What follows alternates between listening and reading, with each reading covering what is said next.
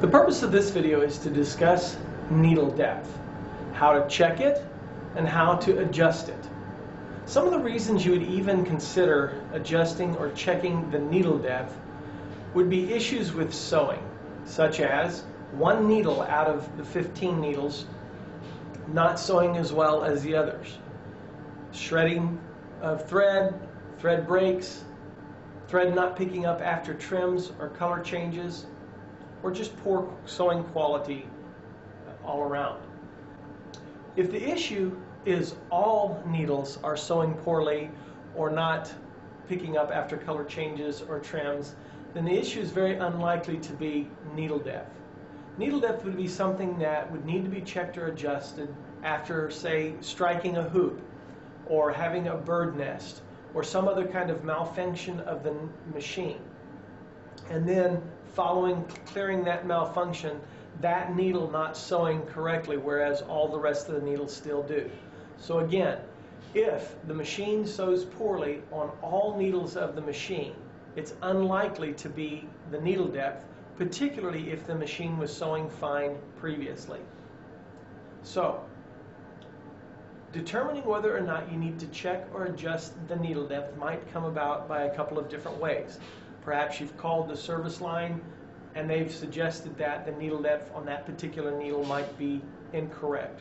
Or you've hit a hoop or broken a needle or something else has happened on one particular needle and that needle alone starts sewing poorly. If that's the case, then you will want to proceed with checking, inspecting to see whether or not the needle depth is correct. To inspect the needle depth, first remove the bobbin case. Then, pushing in the manual wheel on the right-hand side of the embroidery machine and turning the machine, you're going to cycle the machine one full rotation until the needle picks up and starts coming down. And then you will stop when it reads 180 degrees through the sight window on the right-hand side of the machine, just in front of the wheel that you're turning.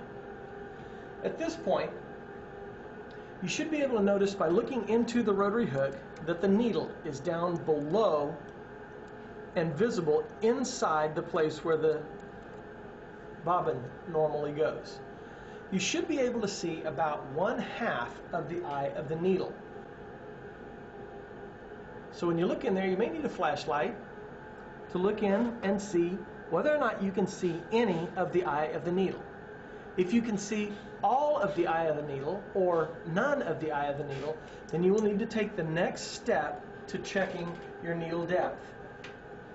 So this is just a quick look to see if the needle depth is even close. Again, you should be able to see approximately 1/2 of the eye of the needle. Any more or any less, and it's likely that the needle depth for this particular needle is incorrect. To check it more precisely, you'll need a 6mm Allen key. With the machine still at 180 degrees, you'll take the Allen key and place it on top of the spindle where the rotary of the rotary hook, where the bobbin case goes with the bobbin.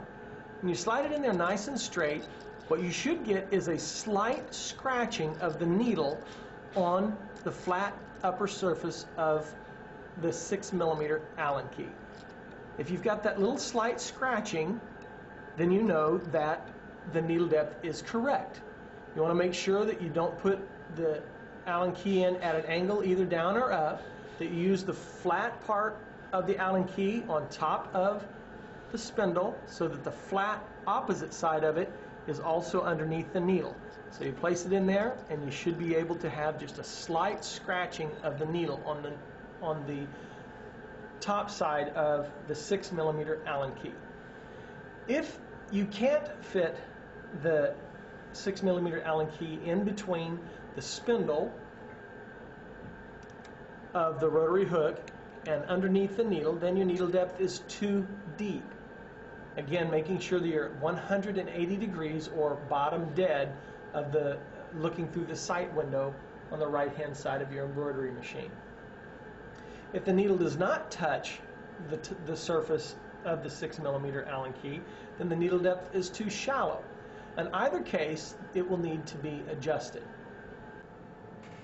If you have determined by your inspection that you need to adjust the needle depth, you're going to need a few tools. You're going to need a Phillips head screwdriver. We'll be removing this screw and this screw in order to take off the check spring assembly, as well as this screw and this screw in order to remove the faceplate here. This bottom faceplate just slides out, and we'll demonstrate that in a moment. So you'll need a Phillips head screwdriver, a 3mm Allen key, a 6mm Allen key that we're going to use as a depth gauge. First step is, unfortunately, unthreading the machine. So you'll remove the thread from the needles.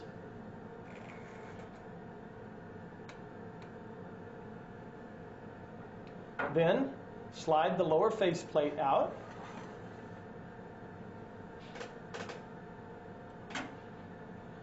Next, we're going to unthread the check spring assembly.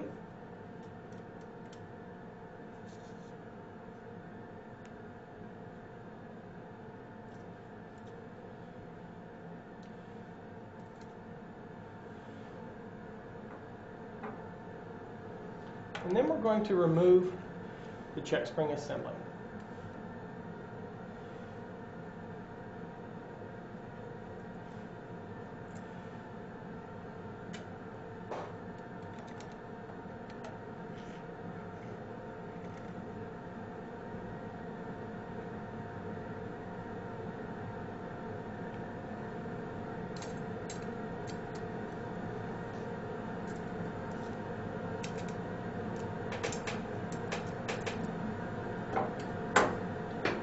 Finally, we're going to remove the upper faceplate.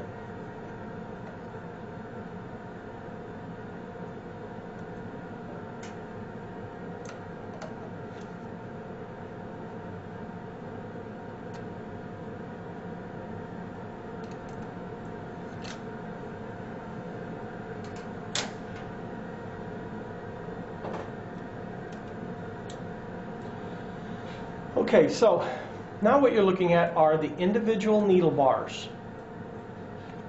Across. These are your presser foot height adjustments. You shouldn't have to adjust this at all.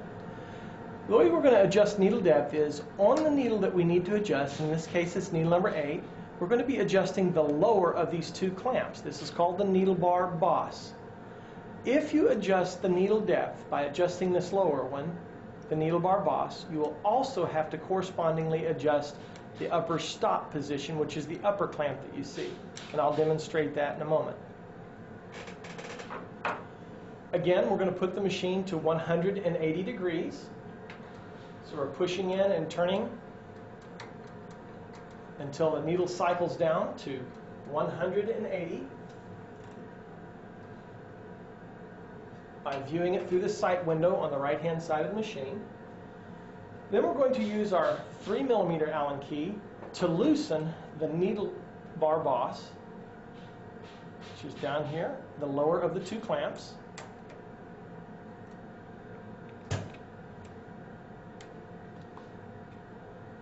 When it's loose, you'll now be able to push the needle bar up or pull the needle bar down in order to adjust the needle bar depth.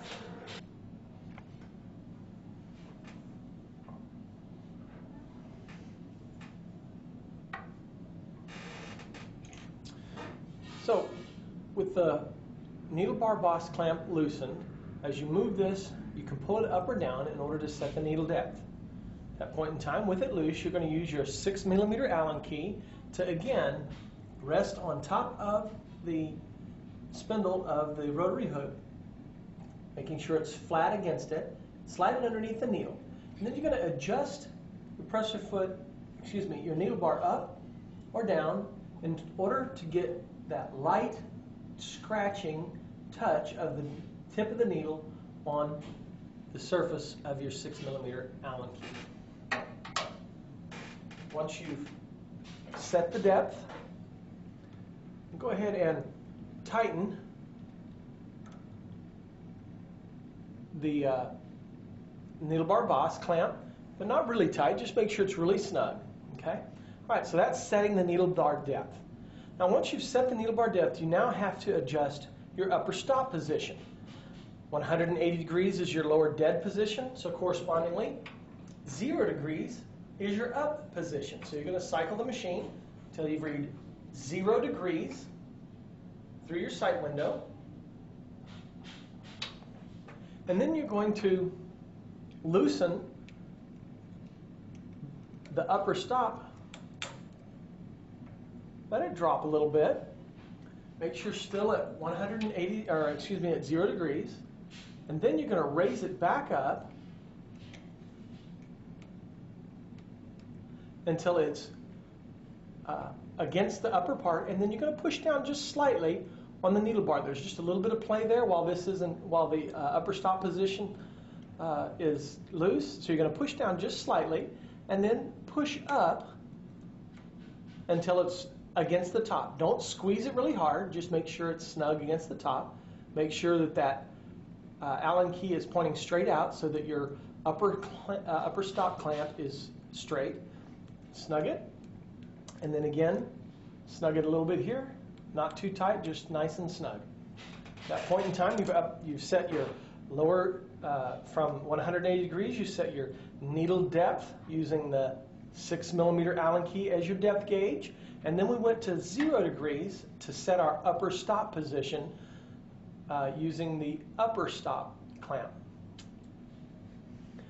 Okay, once you've accomplished setting your lower needle depth and your upper stop, it's time to reassemble the machine. You can cycle the machine to 100 degrees either manually or by hand. 100 degrees is the natural stop position for the machine, so anytime it stops for a color change or trim, it stops at 100. The needle should be up. There's a little release on the side to release that, but if you cycle it with the machine, it'll automatically leave the needle bar up. Okay? And then we'll retrace our steps assembling the machine. Your face plate will go back on the machine. Make sure that the little notch that's on the determines the back. There's a little notch right here. That's the back. This is the front. Put it in the front. Don't trap any of your thread behind that.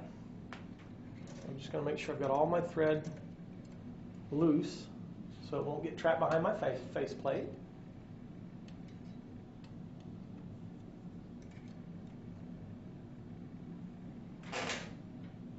Now I'm going to start reinstalling it with my Phillips head screws. Don't put them tight, just put them in so that it holds it in place. We'll tighten them once we put our check spring guide back in.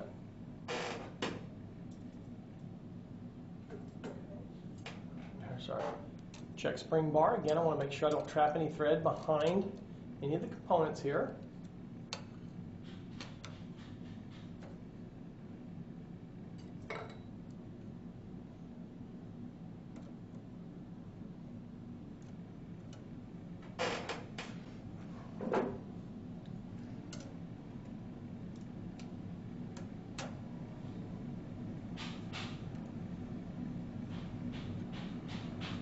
Once I've tightened the lower 2 screws, then I'm going to tighten the upper 2 screws.